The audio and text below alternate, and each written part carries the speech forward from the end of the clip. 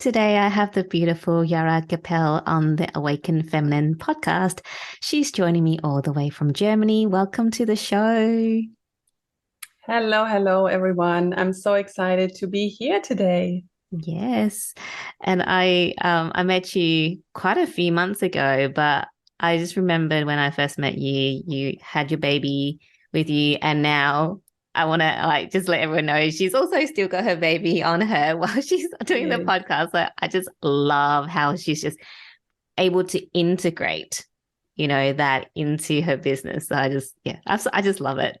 Really do, because I think as mums, we often tend to think that, having a child can burden us with, especially when we're doing business and we're online all the time. And, you're just like, yeah, I'm doing it with the baby.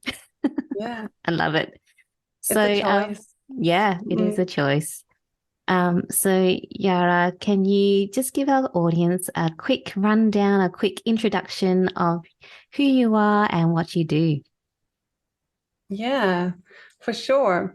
So, my name is Jara Geipel. As you introduced me, I live in Germany with my family and have two kids. And I've started my business 3 years ago. And I help women in business to really go deep within themselves, connect to their power, step into leadership, and then heal everything that holds us back to so that we can really live as the person that we really are, like live from our truth, from our power.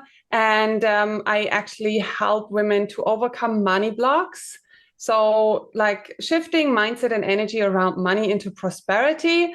But when we do that work, we actually go deep and discover all these other topics that are so important for all of us, and especially for us women, like those topics like self-worth, confidence, and yeah, the self-image that we have, the stories we tell ourselves.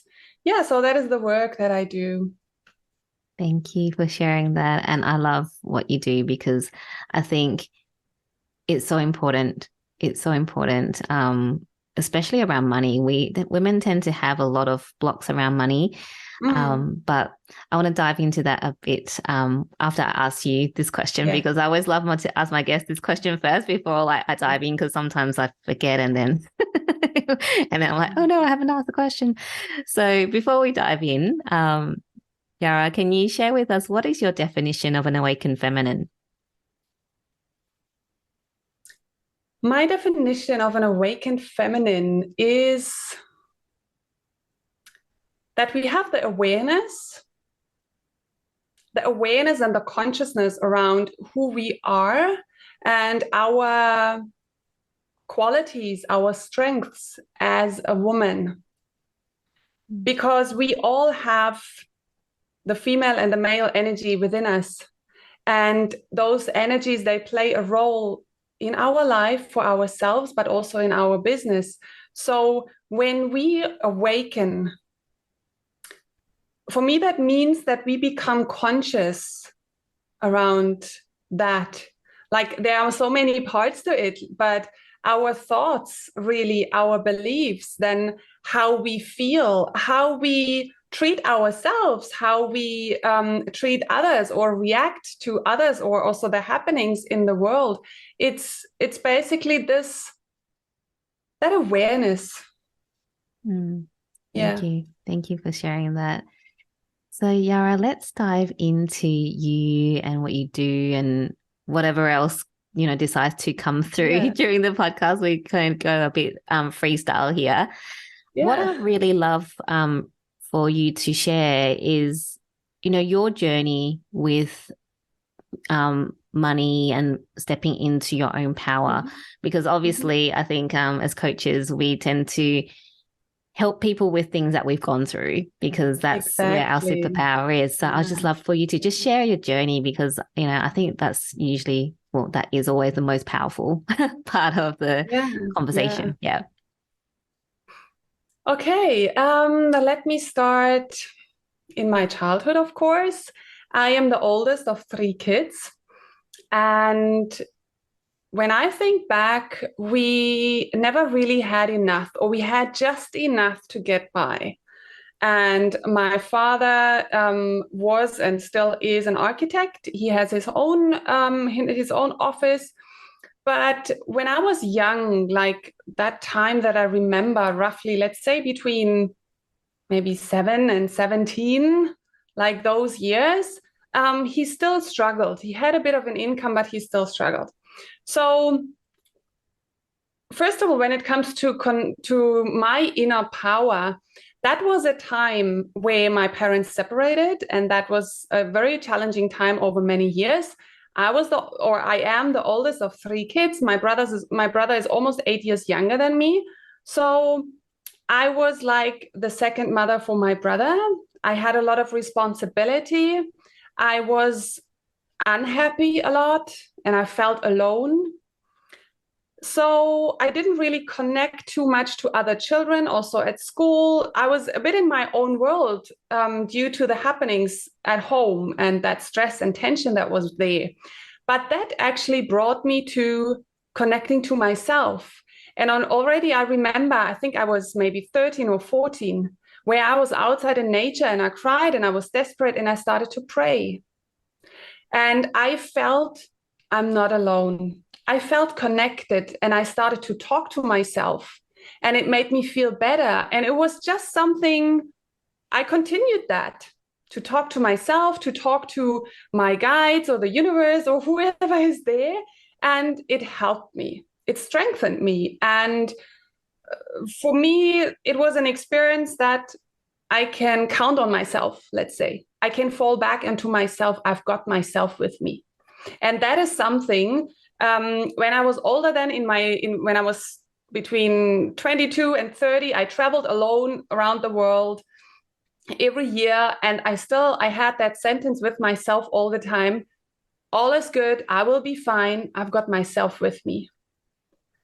And that is something so powerful. And of course, then the older I got and the more I studied and learned, also hypnosis and different modalities and psychology, that is still one of the topics that I like to start working with women. Like every client that I work with, we start with that topic of connecting to ourselves, really getting clear, and asking ourselves those questions like, who am I? Why do I do what I do? And what do I tolerate in my life and what not? What is good for me? What is not good for me? When we really become clear about who we are and what we want here, and then we can establish this deeper connection to ourselves. And I believe that is like the foundation in our life. So I don't want to get off track here, but that's just a short story to my inner power, like in my childhood when I connected to that already. And to the money situation, I said that we barely had enough. And I remember my mother always had this huge anxiety that we don't have enough. Oh my gosh, what if we run out of money or food or whatever it is? And many years later in my adulthood, I had times with more than enough money and financial freedom, but I also had times where this anxiety came through and where I realized, wait a moment, this is not me.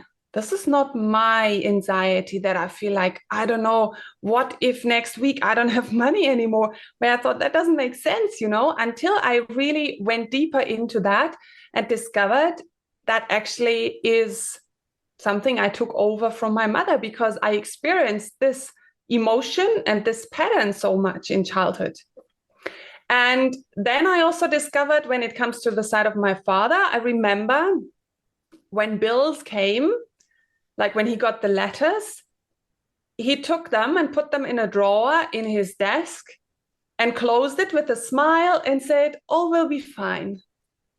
And I knew, of course, it's actually, he doesn't know how to pay that right now. But it was this denial. And I see that in many women that I work with today, and I saw that in myself as well.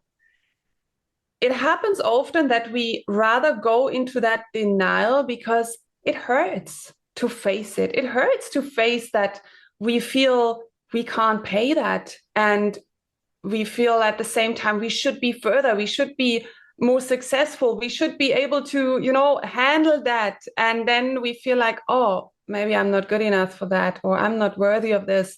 So, yeah, those are big topics and they all come up then. And yeah, so that was the financial situation with my parents, and where I discovered how I took that on. And then I did the deep inner work and solved a lot of that. Mm.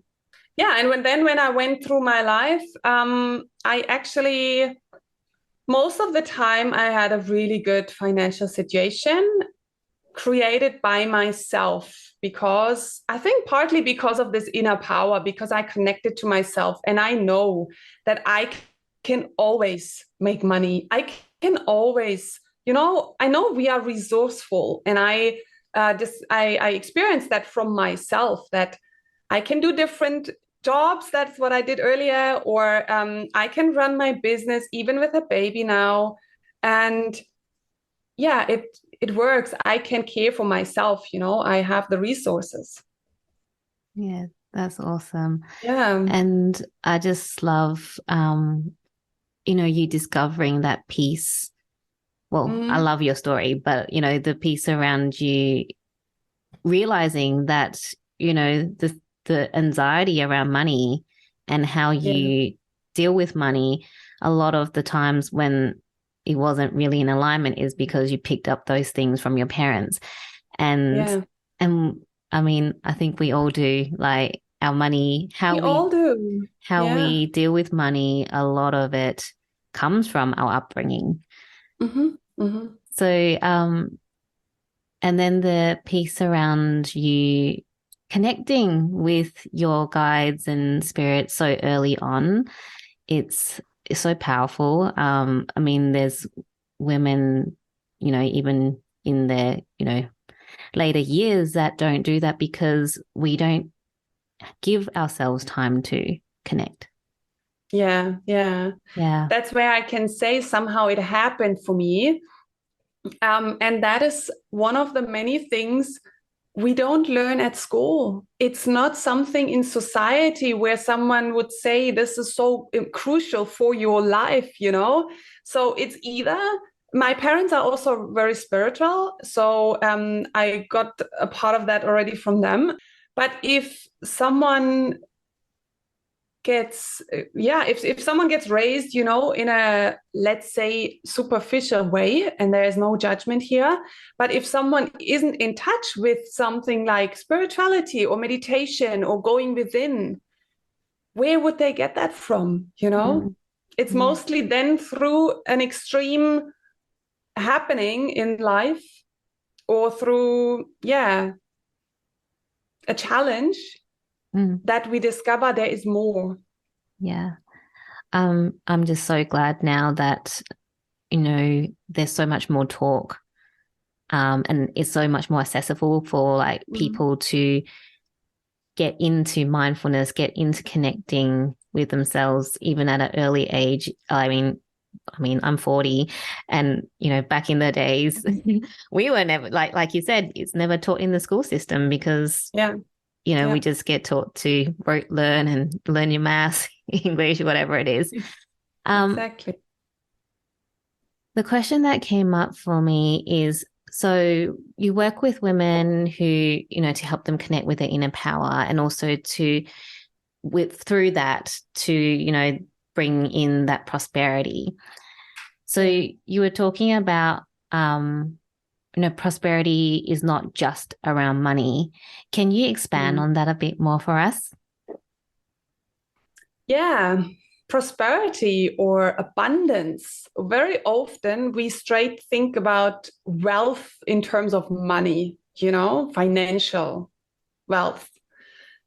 But there is so much more, because there is, let's say, all these important things for us in life, let's say love or energy or a good feeling or peace or gratitude. That is part of wealth. Being healthy, like physically, emotionally, mentally, being really well, that is wealth. Because all the money doesn't help us if we don't have that. So, and even when we start to connect to prosperity or abundance, for some people that is difficult because they have never had so much money, so they don't know how that feels. So how would they connect? But we all have something in our life, something positive, where there is an abundance, let it be even nature. Nature is abundant and we all have access to nature, right? Or fresh air, it's when we connect to abundance and our core is abundant as well. I believe we are spiritual beings. We are souls living this earthly experience here. So we are infinite. We are abundance, and when we connect to that via nature, via maybe the stars, whatever you feel like is abundant or prosperity for you, that is much easier than when we do that via money, because money is a tool of exchange. It's also an energy, and it has the energy that we give it. It doesn't have an energy in itself. So it's actually meaningless. It only has the meaning that we give it. So when it comes to prosperity and abundance, it's really, let's say, all those good things that matter for us in life. Yeah. That's music to my ears, everything you've just said. Thank you. That's so good to hear. Yes, I think, especially with me coming from an Asian background, Asians tend to like worship money. There's this like, we have a money god, okay, in our culture. Yeah. So, and we forget that money is not the thing that makes us happy. Yes, it provides, like you said, it's an exchange, but at the end of the day is all the other things, our health. There's no point having all this money when you don't even have the health, you're not healthy enough to spend it or whatever it is you want to do with it, or to share experiences with the people around you. So everything you say is amazing and music to my ears. I wanted to ask you more around the money piece. Working with, your clients, what have you found to be the most common money blocks for women? There are a couple of main, let's say, emotions that really are our most common blocks. It's definitely not feeling worthy, not feeling good enough. Because we women, very often, we have still this conditioning of, we are fine with just a little bit, we can sacrifice it, others can have it, or, I don't need much, I just want to help. So that we really value ourselves and come to a point where we feel like I deserve this. And the better I am, the more money I have, the better I can serve others, the greater the impact is that I can make, So this piece of self-worth, often I say self-worth is the basis of our life, because depending on how we value ourselves, we treat ourselves, we set boundaries, we care about our wants and our needs. And when we do that, we can really thrive. And then we can be a better mother or presence for our children, for our partner, for our clients, But it really starts with, how do I value myself and take care of what I need to be well and to feel good? So the self-worth is a very, very common and a very strong block. And then another piece is, there is a lot of shame and guilt around money, especially also for us women. And many women, they have experiences in the past, that maybe they got scolded that because they asked for money. Or they got said things like, who do you think you are? You want all this money, and things like that really go deep when we experience that as a child. So then we feel like, oh, I shouldn't have that, and we start to feel guilty of wanting more instead of knowing that we can have it, we deserve it. So I think the guilt, the shame, and self-worth, those are the main emotions and the main money blocks. I love that sentence that you said, self-worth is the basis of our life. That is so powerful, so powerful. Yeah. And just everything that you said, it's just like, yes, women we just don't see our worth, and it makes me sad that we don't. Can I ask you, when you work with clients and they have these type of money blocks, what, just for our audience who's listening to this and going, oh yeah, that what Jara just said is exactly me. Like, I don't think I'm good enough to receive. I don't think I deserve it. What's the first things, someone can do to start tapping into, I am worthy, and that, they don't need to feel that shame or guilt around money? Yeah. So there are different parts to it, let's say. One practice that I recommend to everyone, also to my clients, that everyone can immediately do is connect to yourself in the mirror. Like, go in front of the mirror and look into your own eyes and really connect. And depending, if you do that the first time, you can just say, hello, and I'm here for you. I'm here to listen to you, or just say to yourself, actually, the things that you've always wanted to hear. Something like, I'm lovable. I'm a good woman. I see myself. I hear myself. Many start to cry when they do that the first time, because they've always wanted to be seen, to be heard, to be validated. But we look for that in the outside world. And we will never get that to a point that we are satisfied or feel good. But if we can give that to ourselves, it is super powerful. So positive self-talk in the mirror is a practice that I really recommend to everyone, that you can straight away do. And praising yourself in the mirror as well. And we can do that even if we don't have time, whenever we go to the bathroom, some seconds to look at yourself and to say, hey, I'm here for you. You are amazing and you are worthy. That is a very powerful practice.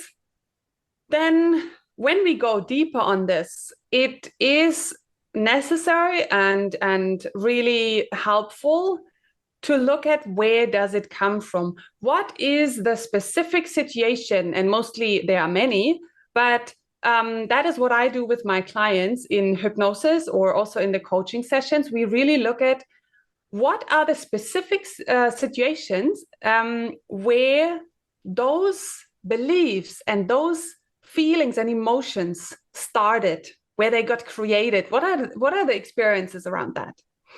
Because when we understand, like when we see that clearly, we can understand, this is not me anymore. That was me back then. And that was true for me when I was a child, but that is not true for me now anymore. And that lifts already a lot. And then when we looked at the past and got clear, we come back to, we are here now, and we get clear on what we really want, what are the new beliefs and emotions that we really want to feel. Because 95% of our behavior is really driven by our subconscious mind, and that has everything stored, those emotions, trauma, the experiences, all that. So actually, when we think about that, we are running on outdated beliefs and patterns. They are from the past. And we do have the choice in the now, in the present moment, to say, I want to feel like this or that, and to tell ourselves new thoughts, those that serve us. And it feels very awkward at the beginning because our mind resists that. But the more we do that and the more clarity we gain around how do I want to feel? Who do I want to be? Then we can connect to this new person, let's say, to my future self, and the more often we do that, the easier it becomes. So we actually train ourselves to think new thoughts. And yeah, we need to remind ourselves every day, always bring yourself back to the new thought. So if someone has the self-worth issue, for example, every time when that feeling comes up, or maybe a thought where you beat yourself up or have some negative self-talk, stop yourself and say, okay, I hear that. That is from my past. I choose to value myself now. And I am worthy. I am worthy. Tell it to yourself more often. And we can always do something, to give something to ourselves. It can be just a moment that makes us feel good, or we can make ourselves a special tea and take 5 minutes and say, this is just for me now. Or you can go out and buy yourself something, flowers or something big or small, it doesn't really matter. But giving yourself the validation that you always wanted, instead of looking in the external world for that, helps that we build up our self-worth from the inside. Thank you so much. So much gold in everything that you've just said. Thank you for sharing that. Thank you. As you were talking, just a question popped up. So with praising yourself, and whether you do it in front of the mirror or not, I noticed that you say you're amazing. And I know there's other people that will go, oh, if you do affirmations, and then you say, I am amazing. I am amazing. Yeah. What's your thoughts around using I am or you are when you talk to yourself? Yeah, interesting. I had that question by clients as well, because I see myself switching from I to you. I think, say what feels good for you. Yes, usually we say I am amazing. I discovered when I see myself in the mirror, I like talking to myself with you. I say, hey, you are amazing. In the mirror. Yeah. So that feels good for me in that moment. And I had clients that felt the same. So I think it is all about the feeling that it feels good for you. Yeah. Yeah.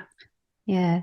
It's I just wanted to, well, it popped into my head, but I also find it quite interesting because one of my mentors, when I was working with her, she would always say, use you are this, you are that, because when you were growing up, if you were experiencing, something from your parents, they'd be like, you are naughty or you are this. So it's, if you say you are, you're kind of reprogramming that in that way. So that's why I was very interested to know like what your thoughts were around it, because I'm like, oh, is it you are or I am? And yeah, so that was quite interesting. Yeah. Yeah, interesting. I actually have never heard that with you are, like really intentionally saying that.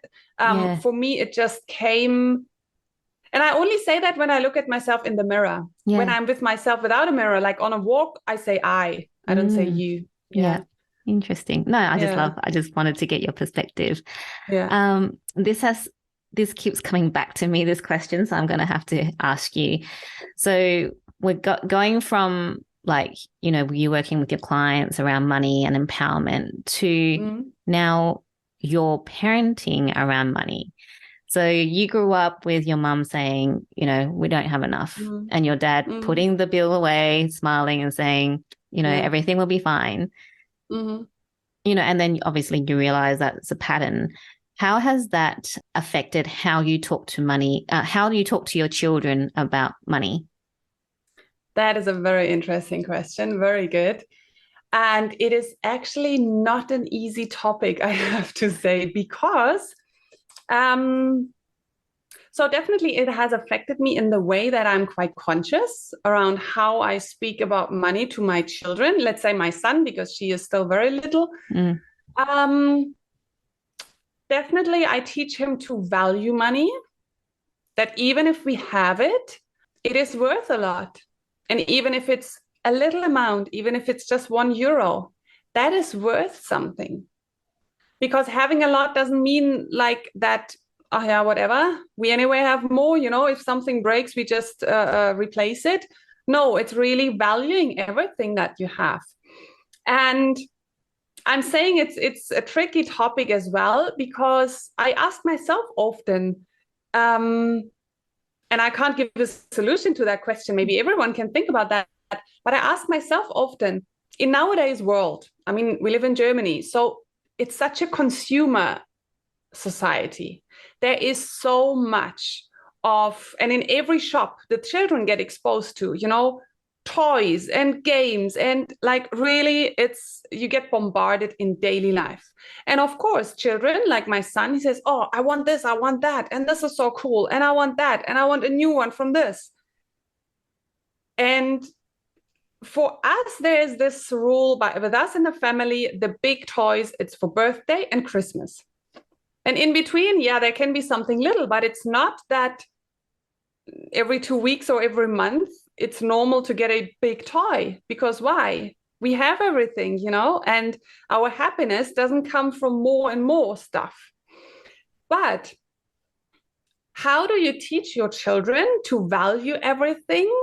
And we have a lot, we have enough, we have more than enough. And at the same time, giving so many no's, because we are bombarded by so much stuff where I often say, no, we don't need that. Mm. So I try to, find a middle way and always come back to valuing what we have, appreciating what we have, and looking what brings us the most joy.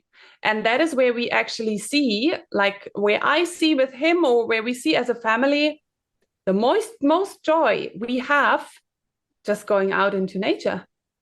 Just going for a swim at the lake here, or a picnic. Or my son is someone, he plays with things from nature. He loves to play in water, with sand, with sticks, stuff like that. And all the other toys, yeah, they are nice, he's excited a couple of days, but it doesn't last. So yeah, I think it mainly comes down to teaching the appreciation and the awareness. Yeah. Do you have a standard thing you say to him? Say if you were at the shop and he's like, oh, mummy, I want to get that. Do you have a standard thing that you say to him, or do you just go, no, and then we go off and then, in the meantime, teach him about the values? Well, depends on the situation. Often I say, not now, which of course is probably not really the best answer.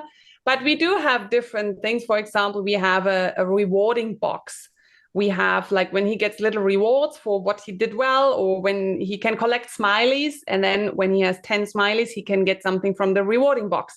So if there's a little toy in the shop, we can say, okay, we take it, we put it in the box, Yeah. So then there is, he doesn't just get it for free, but there is something in return.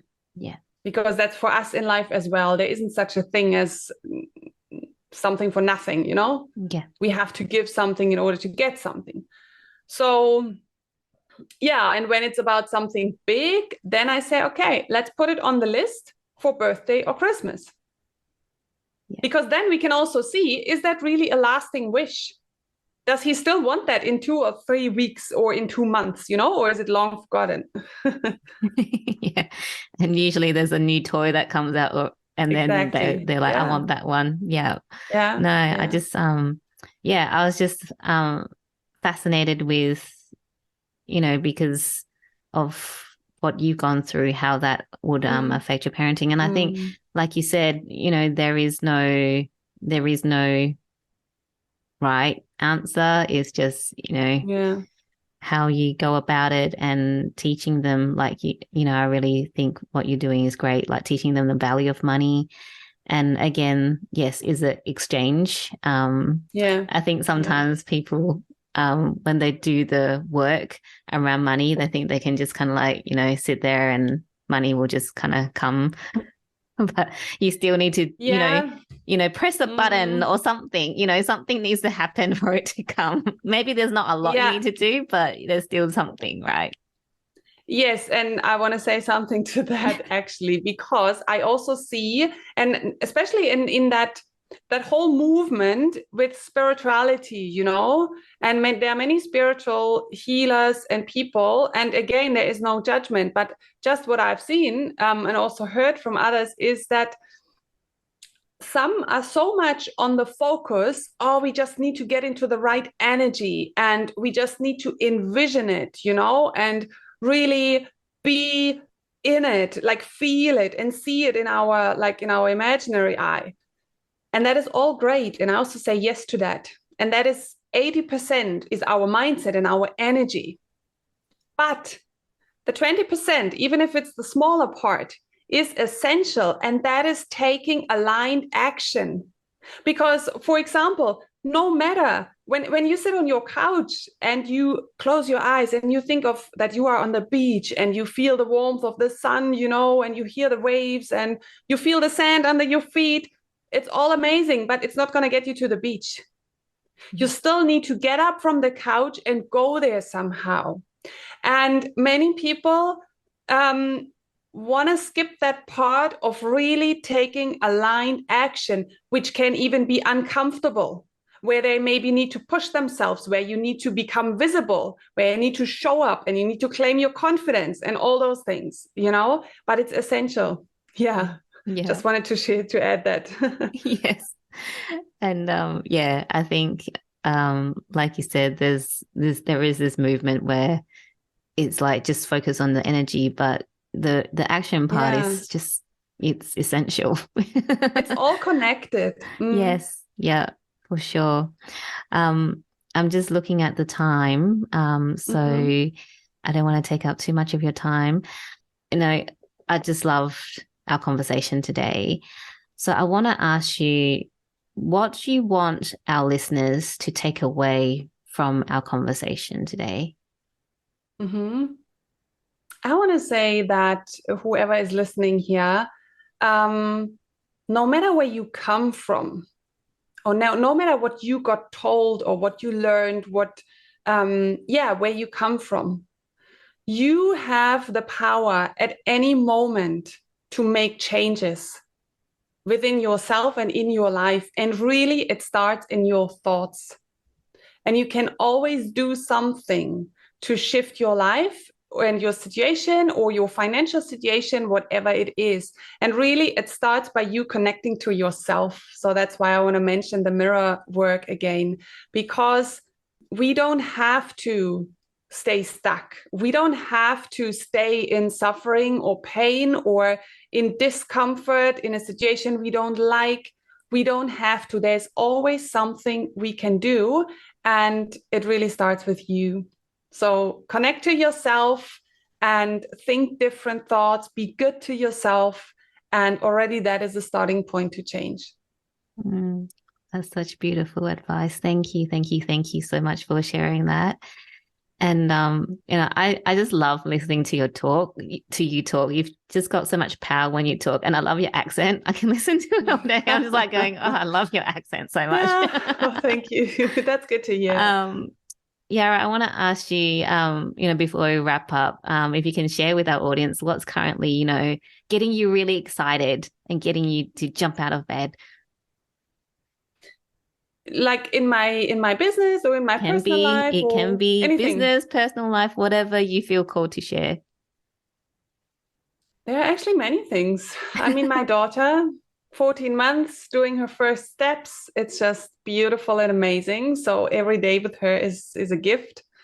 And yeah, I have a really amazing partner. And of course, my son is amazing. So we have a really good family. And that is, I'm so thankful for that.